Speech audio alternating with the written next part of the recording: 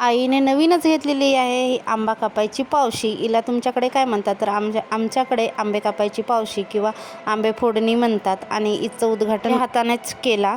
आणि आजकाल काय होते, संध्याकाळ झाली दुपार झाली की वारा अचानक भयंकर सुटतो, त्यामुळे आंबे इतके गळतात की भरपूरच. मग तेच आंबे सुकवण्यासाठी म्हणजे 12ही महिने आपल्याला आमचूर पावडर किंवा आंब्याची खुल्या भाजीमध्ये वगैरे वापरण्यासाठी म्हणून मग आम्ही आंबे सुकवायला घेतलं.